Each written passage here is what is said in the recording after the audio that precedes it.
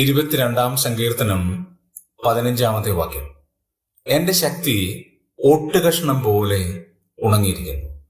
കർത്താവായ യേശുക്രിസ്തുവിന്റെ മരണം മുന്നിൽ കണ്ടുകൊണ്ട് ദാവീദ് എഴുതുന്ന ഒരു സങ്കീർത്തനമാണ് 22. അതിൽ യേശുക്രിസ്തുവിന്റെ അനുഭവത്തെക്കുറിച്ച് പറയുകയാണ്. യേശുക്രിസ്തുവിന്റെ ശക്തി ഓട്ടുകഷ്ണം പോലെ ഉണങ്ങി. എന്തുകൊണ്ടാണ് ആ ശക്തി ഓട്ടുകഷ്ണത്തോട് താരതമ്യപ്പെടുത്തിയിരിക്കുന്നത്? നാം ഒരു കുശവന്റെ ആലയിൽ ചെന്നാൽ അതിൽ കുശവൻ കലമുണ്ടാക്കി വെച്ചതിന് ശേഷം അത് അഗ്നിയിലേക്ക് പ്രവേശിക്കും. ആ പ്രവേശിപ്പിക്കുമ്പോൾ അതിന്റെ സൈഡും തലക്കണവും ഒക്കെ തട്ടി അവിടെ ഇട്ടേക്കും. ഈ കലമോ കുടമോ ഒക്കെ ഉണങ്ങി വരുമ്പോൾ അതിനകത്തുള്ള പാർട്സുകൾ ആ തീയുടെ അഗ്രത്തിൽ കിടക്കുകയാണ്.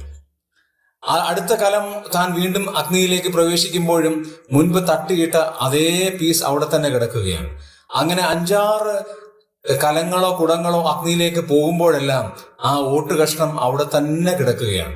അഗ്നിയിൽ ആ ഓട്ടുകഷ്ണം വെന്ത് അതിന്റെ ജലാംശം ഇല്ലാതെയായി പോയി യാതൊരു തരത്തിലും അതിനെ ഉപയോഗിക്കാൻ കഴിയില്ലാതവണ്ണമായി തീർന്നിരിക്കുന്ന അവസ്ഥയിൽ ആ ഓട്ടുകഷ്ണം വരികയാണ്.